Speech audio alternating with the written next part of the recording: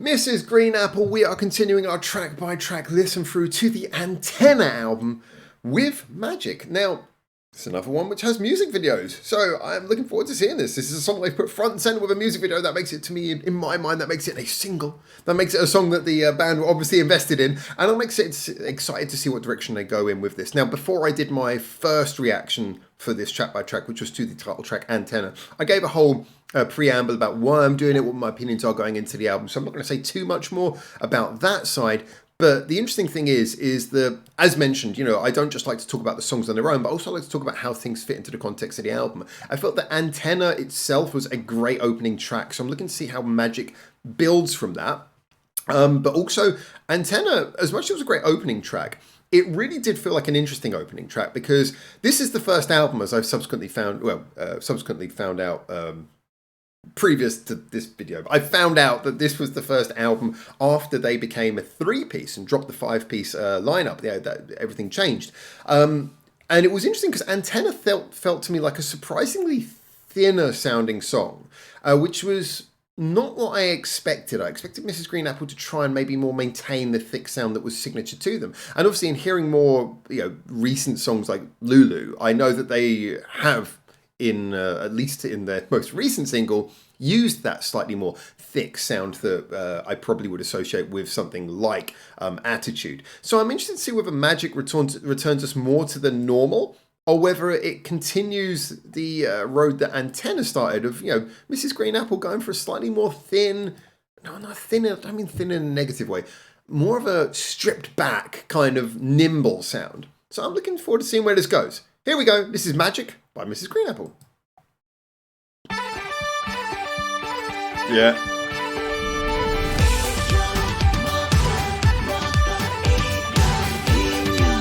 They love these swinging rhythms, don't they?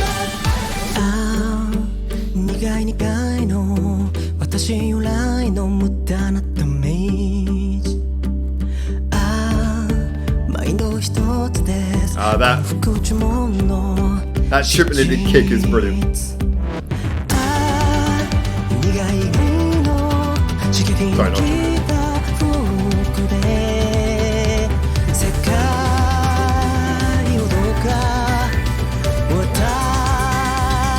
Okay, we're going for the big anthemic feeling, aren't we?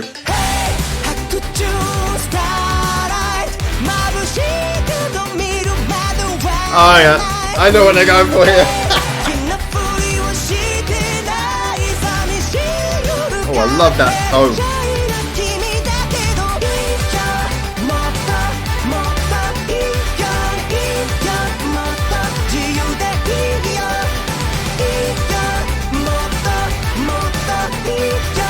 This is going to be one of those ones that gets stuck in your head for days, isn't it?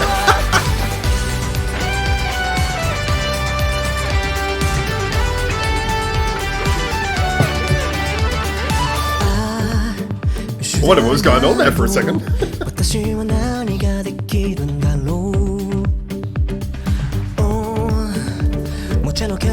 So this is another more stripped back song in a lot of ways, but the impact is hitting much better this time.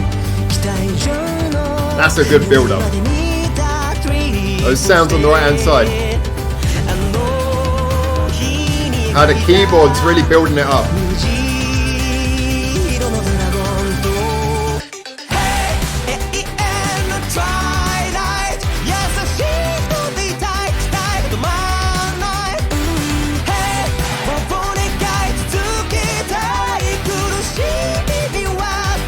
That sort of distorted stop-start sound.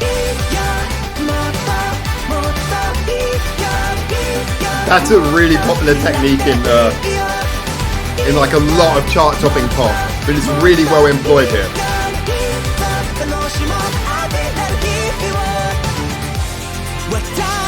Proper key change bridge.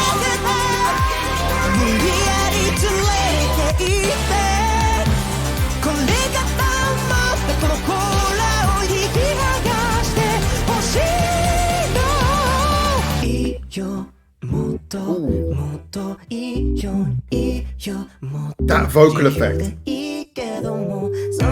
along with the keyboard, that's nice.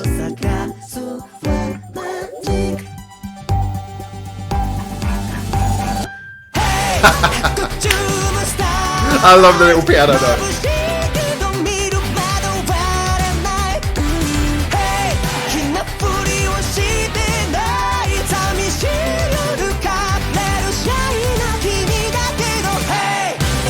Yeah, it's so well signposted.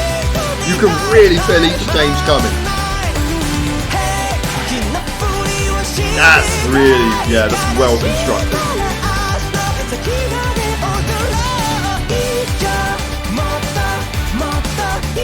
See, that's so funky. There's a lot going on in this. There is a lot going on in this.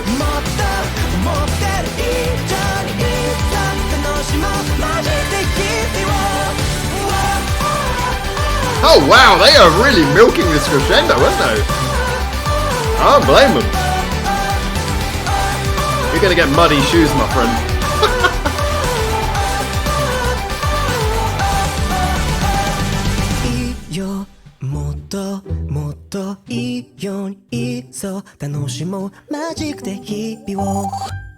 Love that piano again. Love that use of strings. Do you know what the funny thing is? I said earlier in this reaction that it sounds like another stripped back song, but by the end I would actually.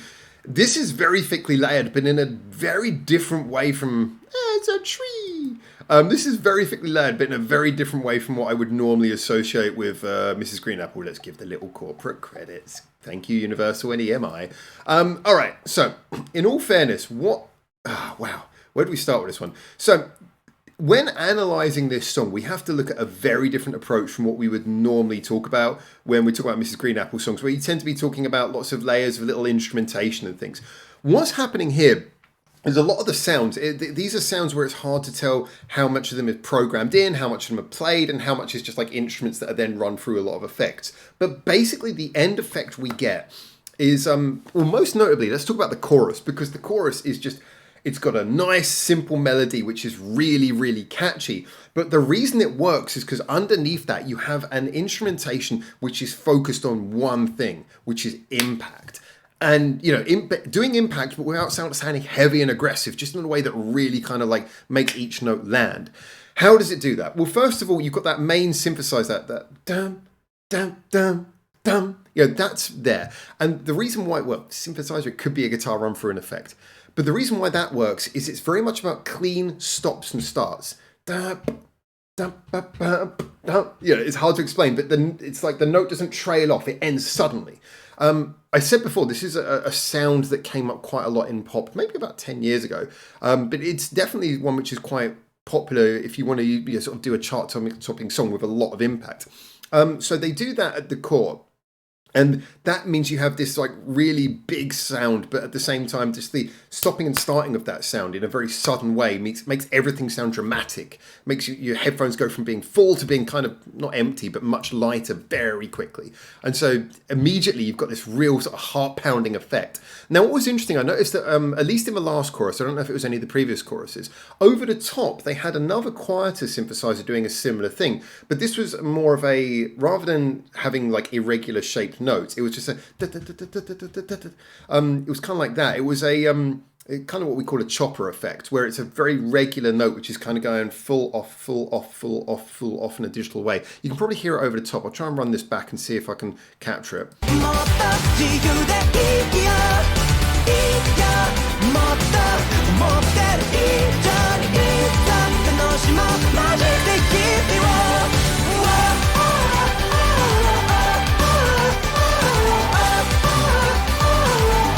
And that's nice because it's very quiet, but you can hear it. But what it's doing is that you're getting two layers of this kind of stop-start synthesizer happening in the background. And it really adds, like, it kind of layers up in a beautiful way. Because usually when we think about Mrs. Green Apple songs, we're so often thinking about very subtle sounds or sounds that have a lot of tangible trail off, you know, like a piano or an acoustic guitar and the various things that they like to, you know, fill the stereo space with in a lot of things like the Attitude album. And these are very sort of subtle sounds, but this is relying on much more... I don't want to say harsh because it sounds like I'm denigrating it, but kind of like much more direct sounds. You know, it's playing on much more direct effects. it's still got a lot of layering, but it's a very different type of layering it's using here. And what was interesting as well is that didn't stop them employing the other Mrs. Green Apple technique, which is just occasionally having sounds pop in that just you didn't notice at any other point of the song, and then suddenly it's like, wait, it's here for this bit, like that little one piano note, ding, and then at the end where you just got the little pizzicato type strings coming. Boop, boop, boop. And even that synthesizer, all of that. Those are all sounds that don't necessarily stand as like regular parts of the song, but they're in there quite frequently. Now, this little bit was interesting as well. How they paid so much attention even to this part. I know I'm focusing a lot on production, but production to me is a big part of why this song works. And when I say production, I mean the use of effects and how the sounds are put together in the studio rather than just what's been written. But if you listen to this bit.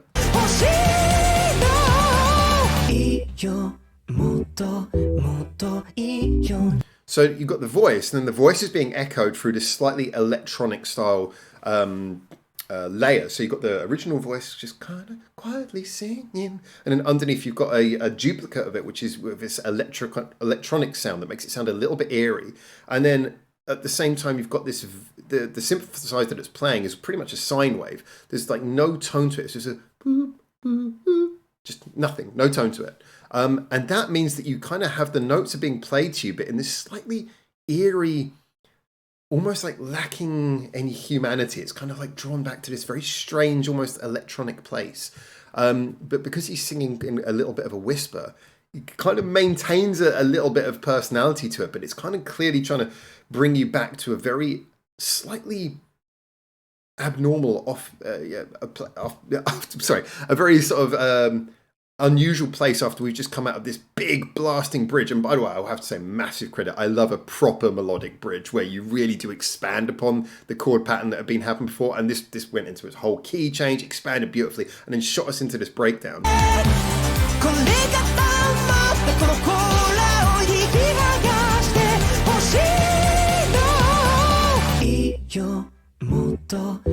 That's such a cool way to do a breakdown.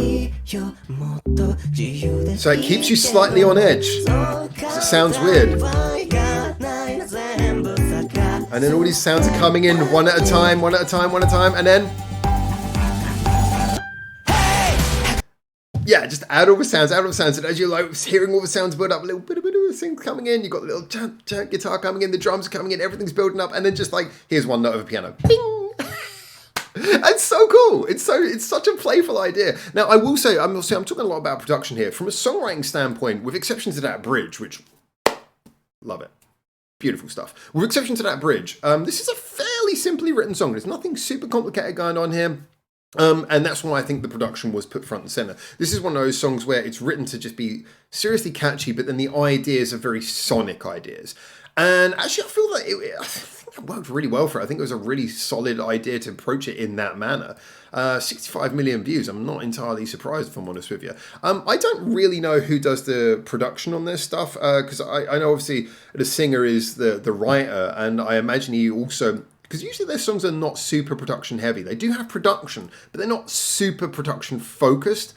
To me, this felt like a lot of attention was put into, the notes themselves only really work in the context of like producing them beautifully. So you wouldn't write a song like this unless you already kind of knew what sound you were going for. The sound is very important to the way it's written.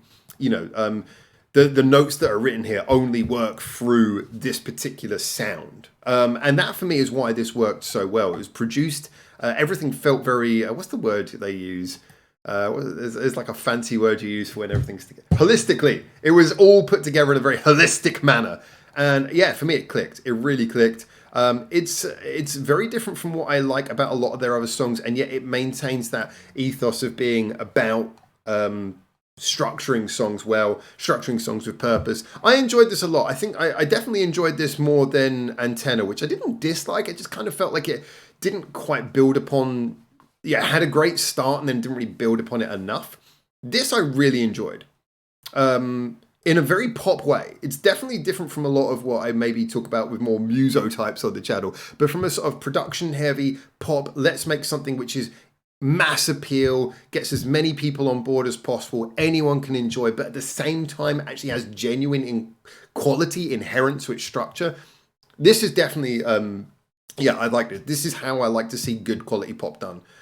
So great stuff. Really enjoyed it. And again, his voice carried a lot of that. You needed his voice as well. That's the one sound I didn't talk about. It's almost obvious, but anyway. So the next one we're going to be doing is I'm Invincible, which has no music video. And that always, as you guys know, makes me excited because it means anything could happen.